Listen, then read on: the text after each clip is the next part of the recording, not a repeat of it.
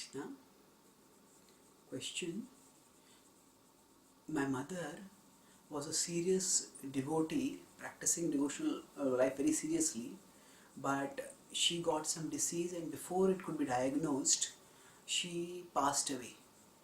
And my father is become distraught, and he is especially questioning that why did such a thing happen to someone who was so devoted to God? Why did so? How do I answer this question? Answer: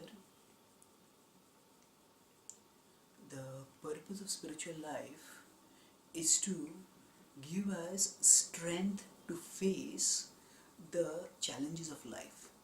It is not necessarily to escape the challenges of life. In life, we all face unexpected obstacles and reversals at various times, and sometimes we can find out their causes. Sometimes we just can't find out their causes.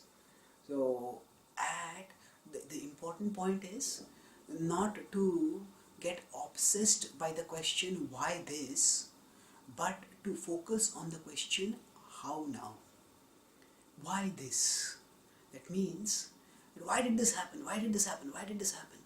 When we ask this question, we are confronted with our minuteness as compared with the hugeness of the universe.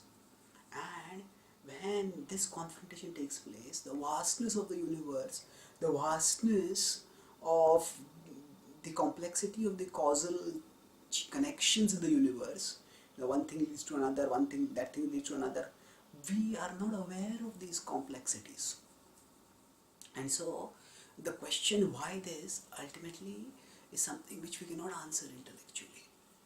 Of course, now the scriptures do explain that whatever happens to us is a result of our own past karma. So, if some accident happens, if some disease happens, if death happens to someone, we understand that God is not unfair. God does not victimize anyone unnecessarily. So if something like this happens, it is a reaction to something that one has done in the past. Now this may raise the question that, this person was so good, this person was a serious devotee. What bad? If that person had been bad and deserving to have the life cut off at such a young age, then wouldn't we have seen something bad in that person's life now?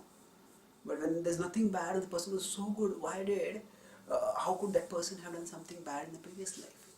The point is that we've not just gone through one life, we've gone through many, many lives. And in many lives that we have gone through, we have done various kinds of activities.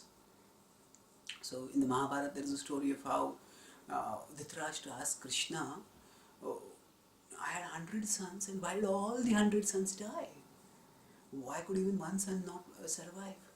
So Krishna told Arjuna that 50 lifetimes ago you were a hunter, and there you went to kill he-bird and she-bird, but when you couldn't catch them, you slaughtered their birdlets, and you killed 100 birdlets, and the he-bird and she-bird who had escaped your clutches, they were forced to watch in helpless agony as you massacred their children. So just as you forced them to suffer, enduring the massacre of their children, similarly their 100 children, so you had to suffer the massacre of your 100 children. Dhritarashtra thought, and then he asked again, but why did I have to wait for 50 lifetimes? He said. So Krishna replied that actually to get 100 sons in one lifetime requires a lot of punya. So you had to do punya for 50 lifetimes so that after that you could get the reaction at that time. So what this means is sometimes we may have done good in previous lives also, but there might be something that we may have done even before that which caused this reaction. That's why when we ask why this, then there is no answer that we can get very clearly. We understand that this world has cause and effect. We see cause and effect. If I hit against my hand, if I put my hand in fire, it burns. If I eat cold food in winter, I get running nose. If now that I put my hand in fire, it gets burned immediately. When we eat cold food, we may get the running nose after a few hours. If a person eats too much and too opulently, then within a month or a few months, the person's belly will get bloated and the person's weight will increase. So in these three examples, the point is that the distance between cause and effect varies.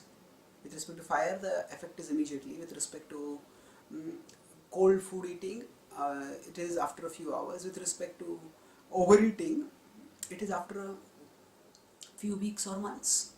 But the point is, although there is time lag between cause and effect, we see cause and effect everywhere in this world. So we understand based on Shastra that there is a cause and effect. And even if we don't understand this, we know the specific cause, we understand that God is not up there causing this suffering to us. The suffering is a reaction as per the impartial law of karma. When a child puts a hand in fire, it is not that God who causes the fire to burn. It's the nature of fire. It is not God who causes the person's hand to burn. It is fire which naturally burns. And the person who puts a hand invites that burning. So similarly, we shouldn't think that God is up there causing the suffering to us. God is in here helping us to endure the suffering, helping us to go through the suffering, to go through the suffering and to grow through the suffering. So once when I had a series of diseases and lot of health complexities, so in one of my prayers I wrote a poem in Hindi. So आए संकट तो हुआ साक्षात्कार, बिना भक्ति के कैसा करता इन्हें पार. आए संकट तो हुआ साक्षात्कार. When miseries came, I got the realization that without bhakti, without devotional remembrance of Krishna, how could I have crossed those obstacles? So it was the remembrance of Krishna that sheltered me, that gave me strength, that gave me purpose to endure those sufferings, and that applies to all of us. So it's certainly sad that your mother passed away when she was relatively young and she was not so old, and also that at the same time we have to understand that because she was a devotee, the magnitude of her suffering would have reduced substantially. And not only that, is within our perception. Even within our perception, a person who is a devotee calls out to Krishna, and even if the person is not calling out to Krishna, internally there is a remembrance of Krishna, which acts as a shock absorber. If you consider the journey of life to be like moving on a road, if you are going on a vehicle, say a motorcycle, if they are not shock absorbers, then we get jolted. But if shock absorbers are there, the jolting is substantially lesser. So the remembrance of Krishna doesn't change the nature of the road. The shock absorbers don't change the nature of the road, but they change the nature of our experience. So we will still be jolted when we go through the journey of life, but the remembrance of Krishna acts as a shock absorber which minimizes the jolts. So surely the suffering that your mother went through would have been much lesser because she remembered Krishna and because she had cultivated a habit of remembering Krishna. And of course, beyond this, she has attained an auspicious destination because of her devotion to Krishna. So in the same way, we too can attain an auspicious destination. We too can get the shelter of the remembrance of Krishna. We too can experience the shock absorbing effect, the solace, the shelter, the strength that comes from Krishna Bhakti. So rather than blaming God and thinking that He is up there causing the suffering to me, we need to realize Sarvasya Chaham Hridhi Sannivishto. Krishna says, I am present in the hearts of everyone. So He is right there in our heart with us, and He is eager to help us overcome the sufferings, tolerate and transcend the sufferings, if we just turn towards Him and take shelter of Him. So rather than blaming God, we can take the shelter of God. and we will be able to endure the suffering and grow through the suffering. In this world, we have two kinds of relationships. We have a horizontal relationship and a vertical relationship. So the horizontal relationship is with the people around us, our family members, the elders, youngers, equals, all of them. That they are all in the horizontal relationship. And we have a vertical relationship with God, with Krishna. And these two relationships are meant to be symbiotic. Naturally, our horizontal relationships become deeper because the people around us they are around us. We can see them, we can directly talk with them, interact with them. So naturally, those relationships are stronger. But uh, those relationships are not eternal. We are not going to live. Nobody's going to live eternally. So this does not mean that our natural inclination for relationships has to be frustrated. Nor does it mean that we are not meant to live without love, but rather our horizontal relationship is meant to stimulate our spiritual vertical relationship. That our need for love can be satisfied only when we love the eternal object of love, that is Krishna. And in fact, we should see that whatever love, whatever affection, whatever kindness we get from anyone, ultimately it is Krishna who is giving us through that person. So it is Krishna who brings certain persons in our lives, whether it is our mother, our father, our spouse, or our children, and whatever, it is Krishna who brings them in our life. And whatever love we get through them, it is Krishna who is giving us love through them. It is Krishna who arranged for them to come in our life, and it is Krishna's love that we glimpse through their love for us. Of course, those people loved us, but their love, they are finite beings like us, and their love for us is finite. But through that finite love, we glimpse Krishna's infinite love. So now the ideal family relationship is where the horizontal relationships stimulate the vertical relationship. By the love that we get from our loved ones, we feel inspired to learn to love the eternal object of love, that is Krishna. So now you were fortunate that you had a family member, a mother, a wife, who had a strong relationship, and your affection for her, that can become the stimulus for your developing your vertical relationship also. Now that she is gone, now what is the good that you can do for her? Naturally, when some loved one passes away, we often feel, oh, there's so much more I could have done for this person. So there is definitely something which you can do in two ways. One is that although we are not, she's not there physically to help us, physically for us to do anything for her right now, but she as a soul is still alive.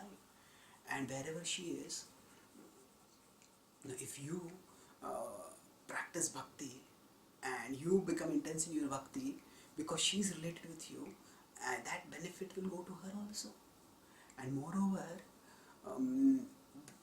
we can think what will please her. She practiced bhakti because it helped her, it strengthened her, it benefited her, and she would be happy if you practice bhakti now. So the shelter that she had, you can, if you take up that shelter, not only will you benefit her where you are, but you will also please her, satisfy her. And in that way, rather than feeling bereaved, through this experience, you can become strengthened. Yes, if the grief will not go away, but it will not go immediately. But rather, you will be able to grow through this grief towards a love and a relationship that will take you beyond grief. So Krishna is not the cause of this. Krishna is not apathetic in this. Krishna is there with you right now to help you endure this and to grow through this. Just turn to him, take shelter of him, chant his holy name, study the Bhagavad Gita, pray to Krishna in the temple, and you will find a great peace coming in your life, and you will see that rather than feeling empty, you will get a fullness that you never had in your life. So, please take shelter of Krishna and you will find that you will be able to tolerate and transcend this misery. Thank you. Hare Krishna.